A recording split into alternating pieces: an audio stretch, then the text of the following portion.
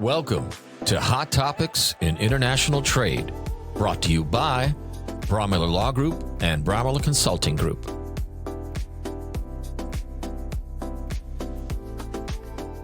Hi, this is Bob Brewer with Bromiller Law Group, Bromiller Consulting Group. Welcome to the podcast. Today with me, I have Brendita Cordova. She's an intern here with Bromiller Law Group this summer, and some of you may know her mother, Brenda Cordova. Say hi, everybody, Brendita. Hi, everyone. I'm Brenda. Well, as Bob said. No, yeah. we got to separate the two. Okay, Brendita. Yeah. Brendita. But I tell you what, so she's actually going to give us a little insight. This has been interesting as I've been chatting with her during this internship because she's going to school in Mexico to become an attorney, just like her mom. But the beauty of this is that when I went off to college, I had to take 2 more years of gen ed.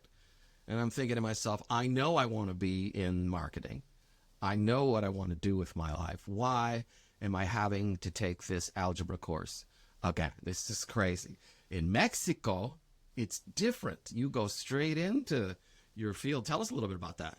Yeah, well, actually, when you get out of high school, you go straight into college with the idea of what you want to become. So when you choose your career, you get straight into it, and you do like, it depends on the career. You can do like maybe 4 or 5 years. And the thing is that you don't have to take like any general subjects, like as you said. Yeah. I mean, you start from the first semester, well, at least in my school, you start to take like the subjects related to your career. And like, even though they are like very general, like you don't go straight into like, I don't know, labor law or stuff like that. You go through the history, like the basis of everything. Mm-hmm. But still, like from the beginning, you only are focused on your career. So you actually have like a very good advantage, I say. Yeah, absolutely. Because for example, I got into college when I was 17. So by 22, I'm going to be a lawyer. And I have friends that at 16 were in college, and at 22, like they're going to be architects, lawyers, like everything. Yeah. Yeah, we get out of school and we're like, how the heck am I going to get a job now? But the beauty of this too, so you've got one heck of a mentor in a mom. I mean, and you're here, we're giving Brendita kind of a taste of what it's like to be in a law firm like Bromiller Law Group on a day-to-day basis. She's getting involved with, some of our calls that we've got coming in from prospective clients. I got her working on a project with mom on the IMEX, marketing too down on the board. She's been involved. She's my TikTok queen. I'll show you some TikToks. I'll put them on at the end of this video that she's my TikTok queen now. But, when you do this research, I mean, this is the way to learn. I mean, we just did one. Let's give them the title. So one was on the president now. What's her name? Yeah, Claudia Sheinbaum. Claudia Sheinbaum. Sheinbaum, yep. Yeah. So actually, I've been working on some TikToks, and you will be able to see them. Yep. And as I was doing them, I needed to do some research. So I think that it's a very interesting way to learn, and then to put it into practice, which is like creating scripts and like making everything sound correctly, because also it's very important like not to give any like information that might be like incorrect. Well, the translation sometimes can be a little bit different between Spanish and English. I get that. Yeah. I get that. And I'm here to edit. Go ahead. Oh, okay. And yeah, well, like it has also been very helpful to me to like being around in a firm like this, like to get the insight and the experience has been very like I could say like eye-opening, because it's very different from like what I've seen in Mexico and here, like being able to get introduced into an environment like of like real work, and like seeing how it is, how the work, I could say like strategy, like how different it is from Mexico, like even from the schedules, like the dress code, like the way they work with each other, like how everyone, since I mean, since I know that it's like a small law firm, like Yeah. how everyone like helps each other with every single case, and like how it's very supportive. So I think that Well, yeah. I mean, and we're loose a little bit. I mean, we're not that stuffy law firm by any stretch. So you get to go to a little party tonight. We always have these little pizza parties at Brad's house, our president of the consulting group. He's our social director. Shout out to Brad. But, so what's been the most eye-opening thing so far in your summer, or your this weekend? I think that just like seeing the daily in an office, like it's something that I've never seen before. Like seeing how uh, the professionals are able to work with clients like from other parts of the world, like from a place, or like even work from home. Like I think that that has been like very wide opening, because sometimes you have the idea that as a lawyer you have to work like in an office like from a 9 to 5, and like being with a all dressed up when in a suit and everything. So No, no, you don't. yeah. You can work remote. You Yeah. can wear what you want. Yeah. My sweatpants and a shirt. That's my daily for the most part. Yeah. But I do have an office in the office, but I do work from home as well. I mean, Yeah. I don't get interrupted that way. But the beauty of this too is that not only with Moms and Mentors, because we are grooming Brendita here to be part of our Mexico legal counsel on down the road. So she's really getting a good grasp, a hold on what's actually going on. One of the things that she's done with the TikTok was the foreign direct investment. That was interesting for you to find out how it's, China, companies wanting to move into the IMEX that are building warehouses. They're getting involved with it because they got to get around Section 301, forced labor, anti-dumping, countervailing. And so you're right there. You guys even have the opportunity to go visit some of these IMEX, Mom knows a heck of a lot about it, and that's to your advantage, because you go back after this, you're going to know more than any other kid in your class. You will. You'll be able to talk to your teachers about, hey, I've done this on a daily basis now. I got a pretty good idea. Then the other thing that was interesting, you were telling me the other day, you don't really pick your classes as you go back. They get picked for you. You pick your instructors. Yeah, well, actually, in my school, that is the system. So you get like the offers of the professors and like the hours that they're gonna give. So you have to create your own schedule that adjusts to to your daily routine. So you have to pick the professor, but you cannot choose like what subjects do you want to take, because the schedule is already given. You just have to like do like put them put the subjects like in the hour that you will want to take. Right. And I see, when you told me that, I always thought of like what we've got here in the United States. People look at companies that they may or may not want to work for. It's called Glassdoor. So if there's really something that you want to know from the inside scoop of people who work there, kind of, you go to Glassdoor. Same thing, I would want to be looking at these professors. Now, you said there's a social media app or something in Mexico that these kids look at to see, should I really pick this professor? Is it the right decision here? Yeah, actually, it's like a public platform where you can like ask like how is the class of the professor, like their teaching methods and everything.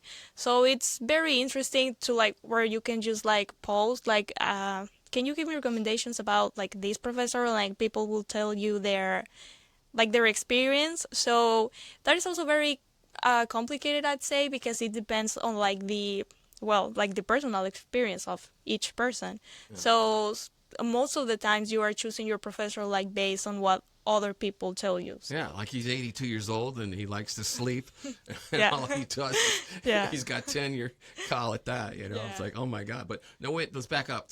But these professors are kind of like not full-time, part-time. They're actually doing this. Not a lot of money in it for them. No, and that's actually very interesting because, well, at least on my school, I get to have, as professors, like very important people, like people who work in politics, people who are like full-time lawyers, and they are just like giving classes as, because it's their passion or they love to teach. So it's very interesting because since they are like practicing, like they are up to date with like everything that's going on. You get like the actual information, like they can give you their experiences of like recent cases, and like they teach you how to apply the law to like the current situations. So I think that is also very good for us because, I mean, in each subject there's like very good professors that can teach you on a way that will make you want to change your mind. Like if you want to dedicate to labor law or like the law for, I don't know, like accidents, like for the families and everything. So if you get a good professor on a subject, like that can help you like change your mind and see like what do you really want to become. But you and I mean, we had talks about this like 3 years ago. I got in your ear at a conference that you've got to be able to take advantage of mom as a mentor. You know, as one smart cookie there as mom, and so look what she's done and look what you can do. So, you know, as soon as you get out of college, you got a job. You know? Yeah. Well, you're part of the Mexico, legal counsel for Brumla Law Group. Do you want to go down that road? What do you think? Yeah, I mean, I think that it's I'm very grateful that I have someone as my mom as a mentor because, like, she's very experienced. And the fact that this is a subject that it's, like, not very, I'd say, like, exploited in Mexico, like, that is, like, still something that has not been, like, very, like, Well, that's okay. It's not up there as a priority for yeah, kids going to school right now. Yeah, so for example, in my school, they do not offer the subject of like customs law or anything related. So I think that having the opportunity to have like my mom and even Francisco, like Francisco de la Cruz, yeah, our like other counsel, yeah. yeah, like being able to like see what they do on a daily basis and like how they work, how they help companies, how they help clients, like that has been very helpful to me because that has helped me decide what I want to do, which is like trade and customs law. I mean, like even I'm not done with school, but with all of what I've done, I found it like really interesting. Well, not only did you get to travel. Yeah. You know, like we were up at a conference recently with ICPA up in Toronto, beautiful city. Yeah, it was. You guys stuck around after we left, had to come back. You were up there another 3 days. Yeah. See, that's another part of it too. You really that's eye opening.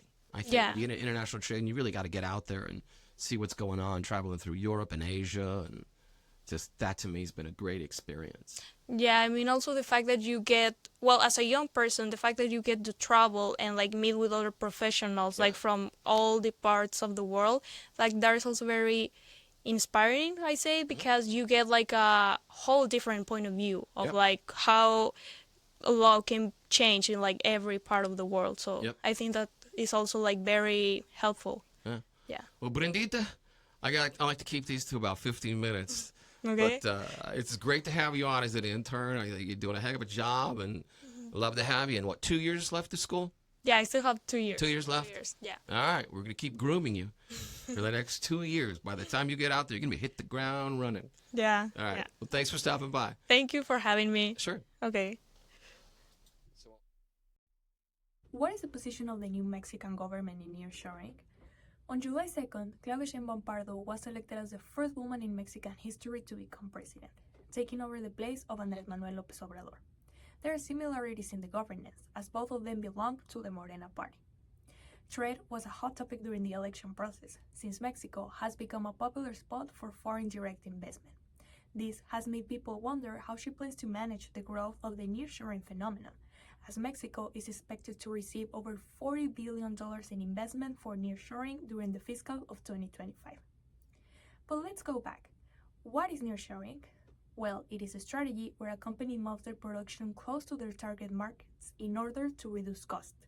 This has placed Mexico in the list of top 10 exporting countries at $563 billion. But now, what is Claudia's position in all this? Well, she has stated that she plans to continue to incentivize the relocation of companies into Mexico while protecting the workers' rights, offering them fair salaries, since the last political parties had only sold the idea of Mexico being a cheap labor country, which according to her is dehumanizing.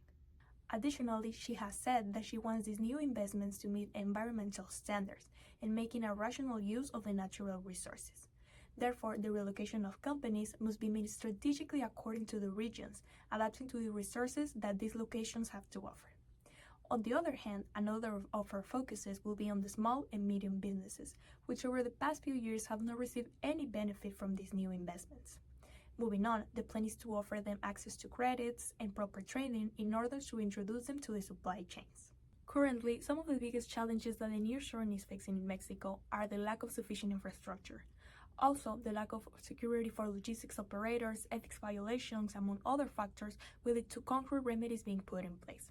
Still, Claudia won't take place as president until October 1st of this year, with her full term running until 2030. So there's still plenty of time to see how she will manage to handle this new phenomenon and the results of her implementations. Who is Marcelo Ebrard and what will be his role in Mexico's international trade? On July 20, Marcelo Ebrard was appointed by the recently elected Mexican president, Claudia Sheinbaum, to be the new Secretary of Economy for the upcoming government starting on October 1st. This was a hot topic for international trade, since one of his main challenges as the Secretary of Economy will be handling the USMCA revision, which will take place on 2026. According to him, a renegotiation is not necessary, since the treaty has been working out well. He also mentioned that he was present during the 2018 renegotiation, while Donald Trump was President of the United States, so he claims that he will be prepared for any outcome concerning the upcoming U.S. election. However, it is important to remember that the results of this U.S. election could affect Mexico's trade with Canada and the United States in various ways.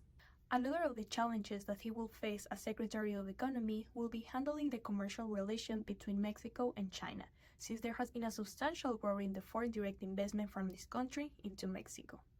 On the other hand, he also claims that due to the conflict between the U.S. and China, the U.S. needs Mexico's help to compete against China.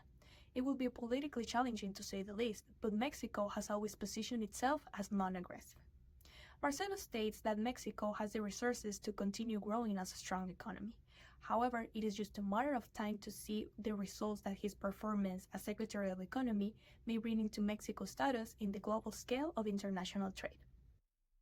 The Biden administration is now imposing tariffs to steel and aluminum shipped from Mexico that was made elsewhere, in an attempt to stop China from avoiding import taxes by routing goods through one of the United States' closest trading partners.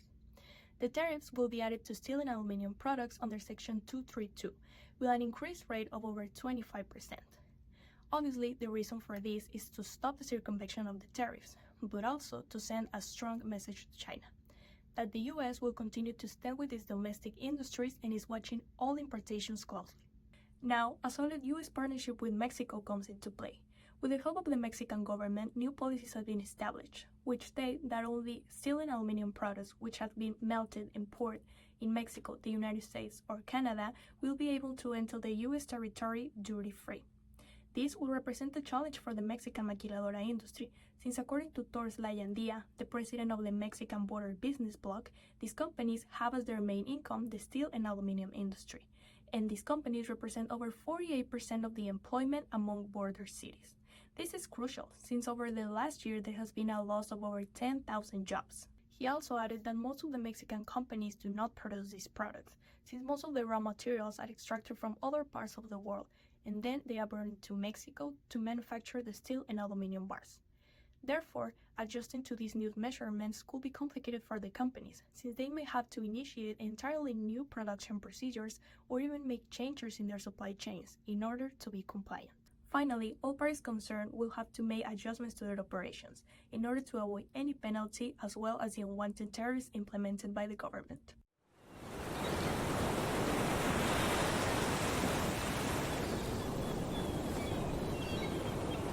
Relax. We've got you covered. Global trade compliance to us is just another day at the beach.